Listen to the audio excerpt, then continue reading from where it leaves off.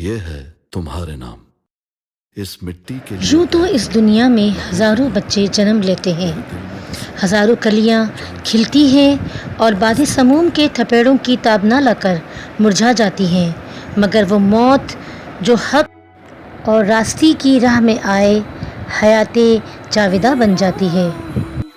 قرآن پاک میں اللہ رب العزت نے انہی نفوس قدسیہ کے بارے میں ارشاد فرمایا ہے، اور جو اللہ کی راہ میں مارے جائیں انہیں مردہ نہ کہو کیونکہ وہ زندہ ہیں، تمہیں خبر نہیں۔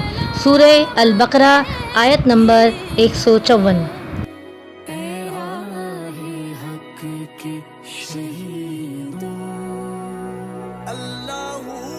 سلطان ٹیپو شہید رحمۃ اللہ علیہ 20 ذی الحج 1163 ہجری بمطابق 20 نومبر سن 1759 کو ہندوستان کی سلطنت میسور کے آخری فرما رواں نواب حیدر علی کے بیٹے اور تحریک آزادی ہندوستان کے پہلے شہید دیون علی کے مقام پر پیدا ہوئے۔ آپ کی والدہ کا نام فاطمہ فخر النساء تھا اور والد کا نام حیدر علی تھا۔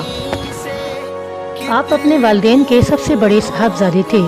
جب آپ کی عمر 15 سال کی ہوئی تو اپنے والد کے ساتھ جنگی معاملات میں دلچسپی لینا شروع کی۔ آپ بہت سی زبانوں پر عبور رکھتے تھے۔ حساب و سائنس کا علم آپ کے پاس وافر مقدار میں موجود تھا۔ آپ پڑھائی لکھائی کے دلدادہ تھے۔ 2000 سے زائد کتابیں مختلف موضوعات پر آپ نے اپنی ذاتی لائبریری کی زینت بنا رکھی تھی، جس میں زیادہ تر جنگی، اسلامی، اخلاقی اور سائنسی موضوعات پر مشتمل تھی۔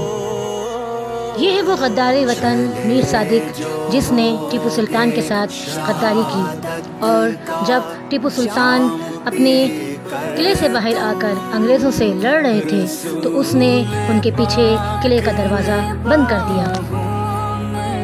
آپ نے دشمنوں کا مقابلہ انتہائی دلیری سے کیا، لیکن آپ اپنے ہی لوگوں کی غداری کی وجہ سے دشمنوں کے نرغے میں آ گئے اور 4 مئی سن 1799 کو میسور کے دارالخلافہ سرنگا پٹم کے مقام پر دشمنوں کے ہاتھوں شہید ہو گئے۔ ان کو اپنے والد حیدر علی اور والدہ فاطمہ بیگم کے پہلو میں دفن کیا گیا۔ سچ کہا تھا شیر میسور نے کہ شیر کی ایک دن کی زندگی گیدڑ کی 100 سالہ زندگی سے بہتر ہے۔ ٹیپو سلطان شہید وہ شیر تھے جن کے شہید ہونے کے بعد بھی کافی دیر تک انگریز ان کے قریب جانے سے گھبراتے رہے۔ سلام ہے ان شہیدوں پر، سلام ہے۔